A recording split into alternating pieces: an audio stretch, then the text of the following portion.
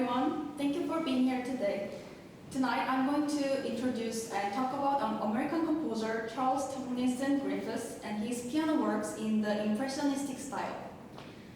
When we hear the term Impressionism in music, we instinctively think of the two famous French composers, Claude Debussy and Maurice Ravel. It is true that Impressionism originated in France and profoundly influenced European artists.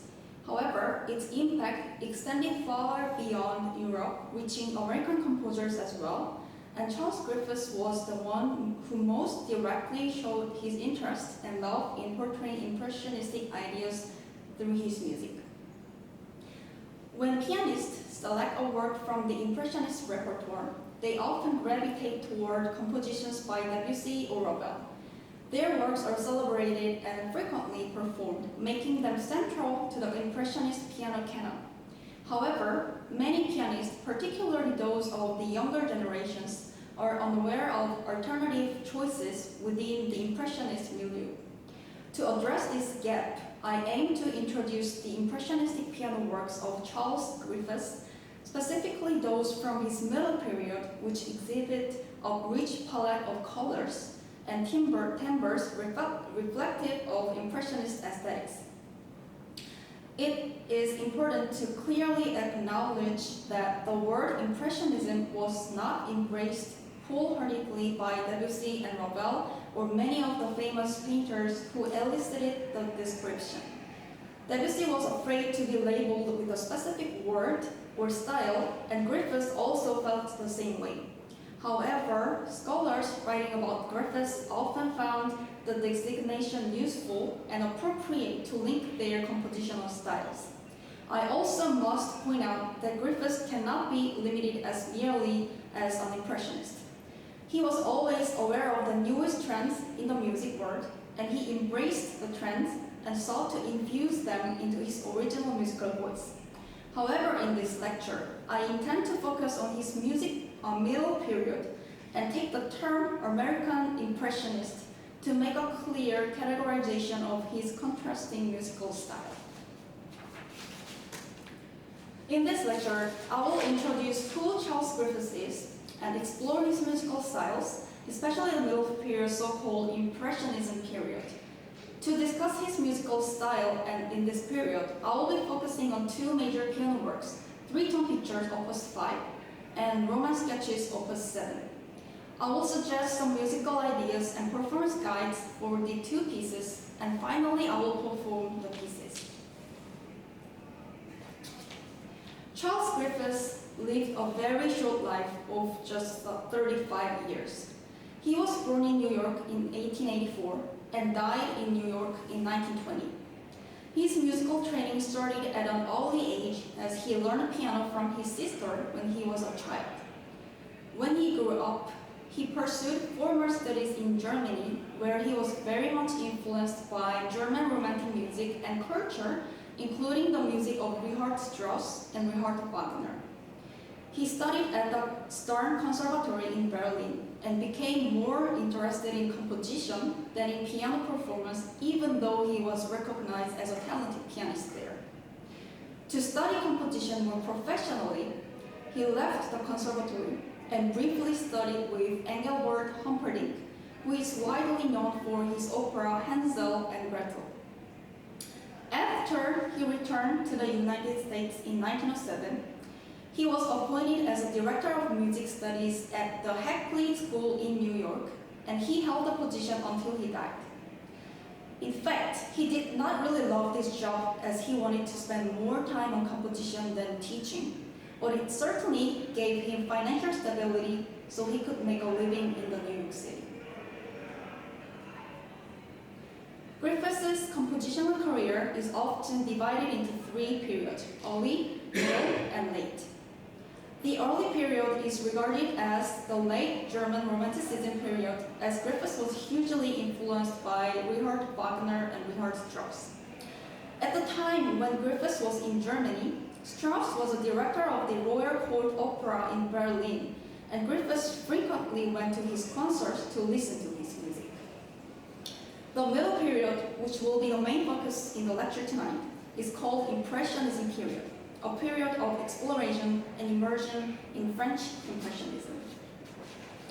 The late period is characterized by bold harmonic experimentation and ambiguity, and that is well presented in his piano sonata written between 1917 and 1918. Before we deep dive into Griffith's music, let's briefly talk about what Impressionism is in art and music. In art, the word Impressionism was originally derived from French painting and was first used to describe Claude Monet's Impression sun rays. And it was accepted and used later in music and literature. In art, painters such as Claude Monet, Edouard Manet, and Pierre Renoir were captivated by the fleeting moment of nature and landscape as perceived by the senses, especially the reflection of light on the water. They used brighter, more vibrant pigments to emphasize the light and colors than clear outline or structure of the object, and it enabled them to capture the immediate atmosphere and movement of what they saw. Here is Monet's Impression sun rays. As it's described, you can see a reflection of the light on the water and blurry structure and bright colors used in the painting. And here's another painting of Monet called Waterloo Bridge. It shows even brighter, even blurrier objects, so we cannot really tell what that is. That's a bridge. And again, light also reflected on the water, which is marked orange and yellow color over there. So, what does Impressionism signify in music?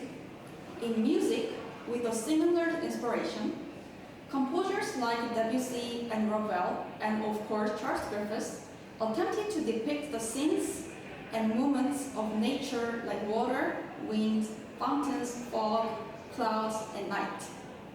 They sought to find sound and timbre that could make those visual images audible.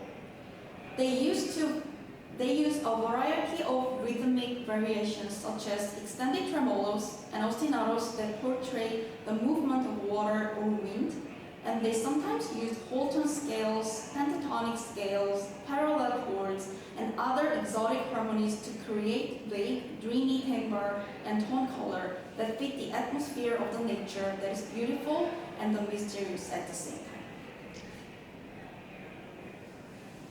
Now let's move on to the main topic of the night, Griffith's Impressionism. There is no clear evidence that Griffith met or personally knew Debussy or Ravel, but here is an anecdote that was introduced from Marion Bauer's article, Charleston with Griffith as I Remember Him, in which she explains how Griffith learned about the French exoticism and Impressionism style for the first time in his life. Here's the anecdote. In answer to my question about how and when he first came in touch with Impressionistic music, Griffith related an amusing occurrence in Berlin. While living in a pension which housed students from all over the world, and while studying assiduously along prescribed and conservative lines, he was attracted by an unfamiliar piece that was being practiced in another pension. It struck Griffith as being different from any music he had heard. It was new, disturbing, and wholly fascinating. Impulsively, he rang the bell of the apartment from which these novel sounds were coming and asked to speak to the pianist. A somewhat surprised young man appeared, and in reply to Griffith's unceremonious question, answered that it was Ravel's Judo. The pianist was Rudolf Ganz, who probably has forgotten the incident as Griffith did not pursue the acquaintance at that time. As a result, Griffith tried to find all the available music by Ravel and incidentally by Debussy and other Impressionists. Later, Griffith met Ganz in this country and dedicated the White Peacock to him. Although Griffith had no direct connection or relationship with any French composers, he was up to date with the musical trend going around that time and actively accepted and reflected in his music.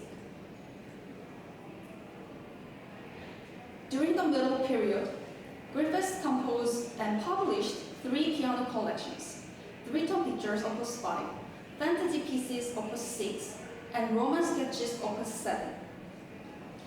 During this time period, he developed an interest in poetry and literature, incorporating excerpts from poets such as William Sharp, Edgar Allan Poe, and William Butler Yeats at the beginning of each movement. Among these works, Romance Sketches Opus 7 most clearly reflects his engagement with poetry, as he composed the music after selecting text by William Sharp, with one exception of the second movement. In particular, the first movement, The White Peacock, shares its title with one of Sharp's poems, and it illustrates the influence of literary inspiration on Griffiths' compositional process. And here are some general features that are shared in the 3 pieces from the period. Harmonically, he frequently used whole tone and pentatonic scales, parallel chords, and modal harmonies. Rhythmically, there are lots of ostinatos and extended tremolos used to depict motions such as wind or water. There are also frequent meter changes and rubato that create rhythmic fluidity. Lastly, as mentioned before, there is a strong literary influence on the pieces, so each movement is tied to a poem or an image that is depicted in the poem. Most of the musical elements listed here are actually common features in French Impressionistic style. Then what makes Griffiths' Impressionism so special? He did not just take the French Impressionism as is. Rather, he continued developing his German Romanticism identity in this time period. He used more chromatic harmonies with the impressionistic elements, which created his own originality of style and made distinctive textures and characters that are different from French Impressionism style.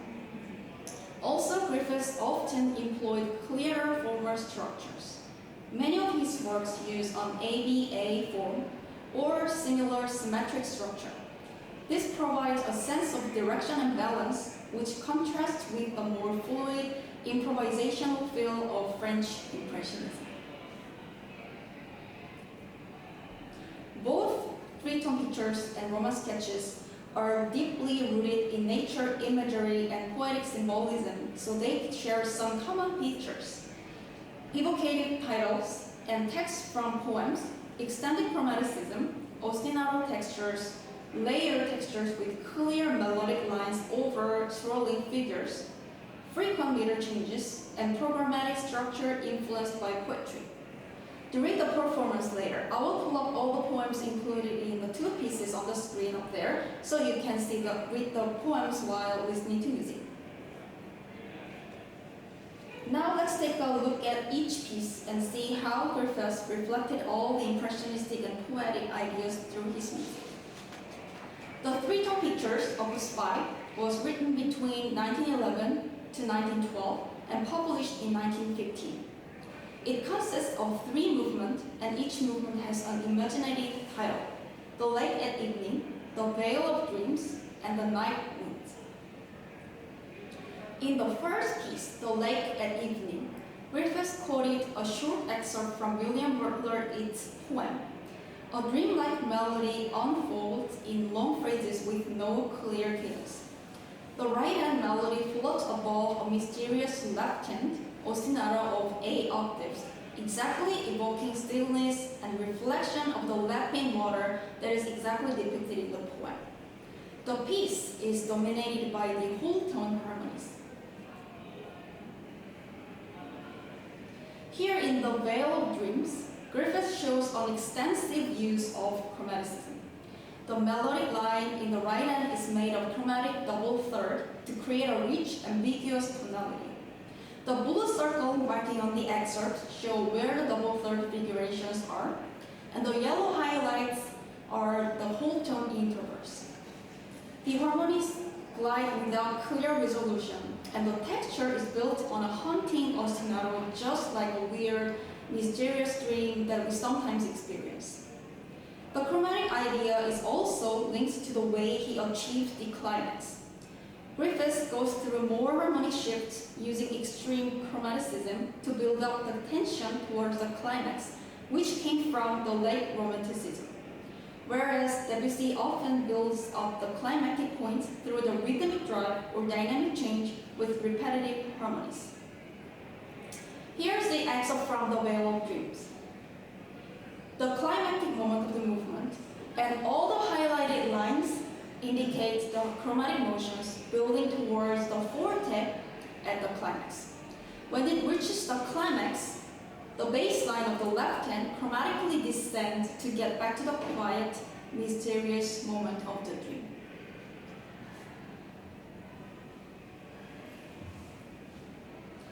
The final movement, the night wind, is more turbulent.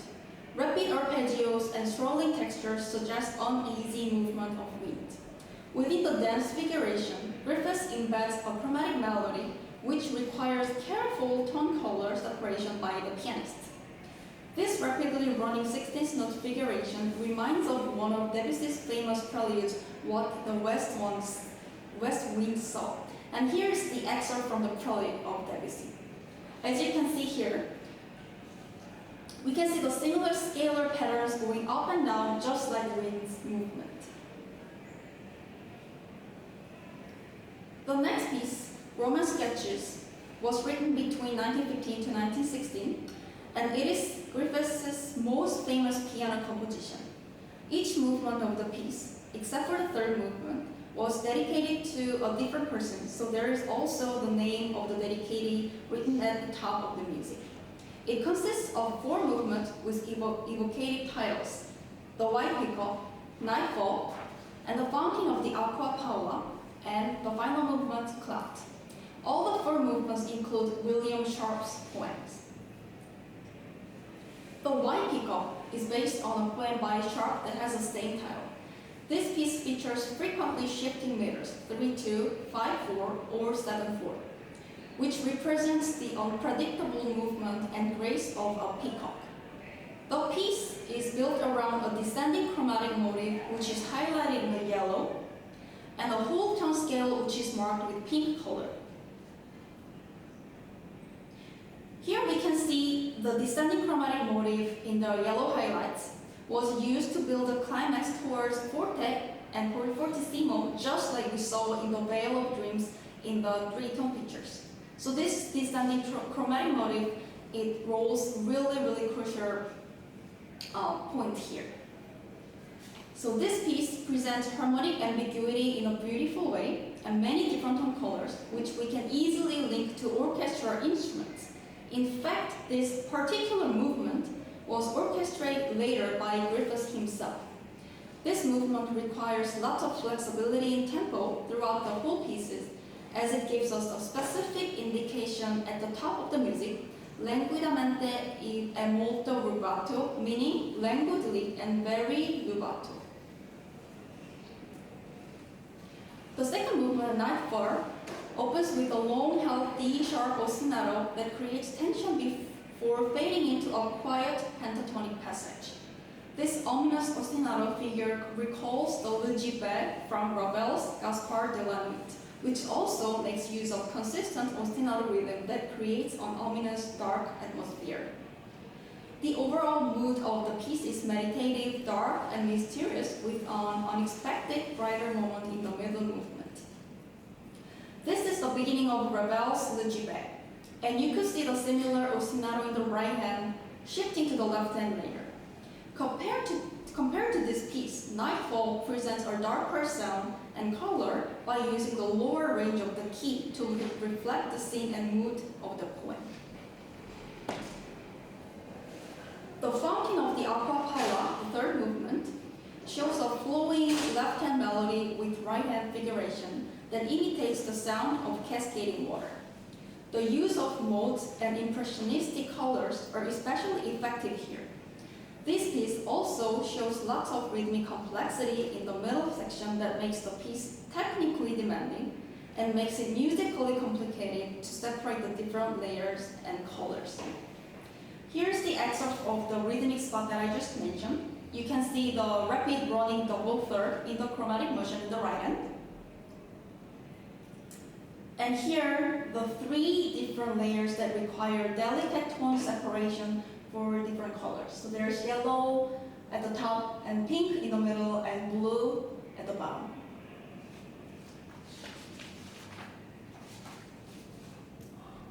The last movement, true to its title, Clouds, the harmony is light, floating, and vague, which reminds of Debussy's Nuages, which also means clouds in French. The use of parallel movement of the chords and ambiguous tonality evoke drifting clouds in the sky. The piece is quiet and peaceful, except for a relatively loud, glorious moment that possibly depicts the sunshine briefly coming out from the cluster of the clouds. In order to perform the two pieces successfully, there are a few key points to consider for pianists. The first one, tone, color, and touch. Try to differentiate layers within the texture. Using a varied wrist and finger techniques will help you to create different sounds. Performers can have high wrist and fingertip for control of the melody, and flatter fingers and lower wrist for easier flowing fingers. Second, pedaling. Griffiths provides quite specific pedaling indications, including the soft pedal, but we can have even more flexibility by adjusting pedaling based on harmonic motion and phrasing. Performers can experiment with various pedaling to find a suitable sound and color depending on the phrases. Third, rubato. Rhythmic flexibility is essential to play the pieces, especially in the white peacock in the Roman sketches. Try to avoid rigidity. Phrases should breathe and flow just like water and wind. Performers should find a way to do subtle rubato on the melody when there is ostinato rhythm going with it, which should be steady most of the time.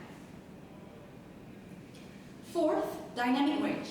In both pieces, we can find such a wide and delicate range of dynamics. Especially Griffiths like to use the softer side of dynamics, so we can find some passages going from piano to pianissimo or pianissimo or even pianissimo. Even though it is hard to make a noticeable difference between those subtle dynamic changes, we should try to make some meaningful changes, not just with the volume, but also with the tone colors or even with timings. Lastly, understanding the harmony. For a better phrasing and musical plan, it is important to understand what's going on in the harmony scheme so that we can effectively decide what to emphasize, where to take time, and other musical choices.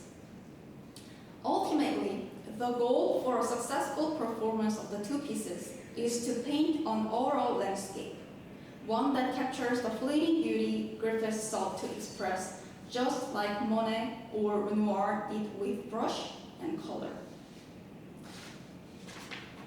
Now I'm going to perform the two pieces, three-tone pictures and the Roman sketches.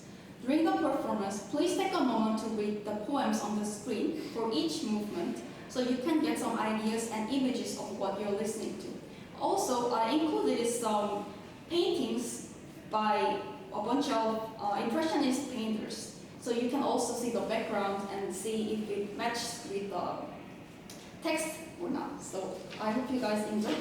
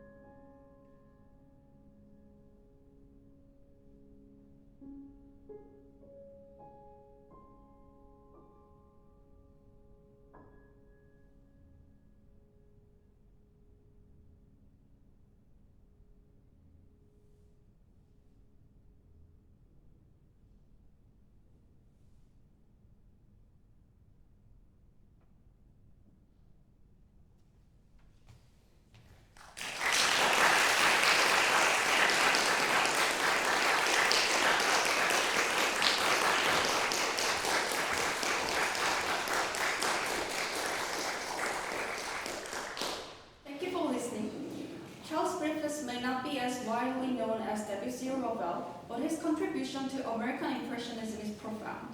He did not merely imitate the French, rather he absorbed the aesthetics of French Impressionism, blended them with their German Romanticism, and filtered them through his own poetic and exotic sensibilities. For pianists, these pieces offer a rich and rewarding experience. They require sensitivity, imagination, and a willingness to explore color and texture as expressive tools. I hope this lecture has provided you with insight into Griffith's music and offered ideas for interpreting his music. Thank you again for being here tonight, and I hope you enjoyed my lecture and performance.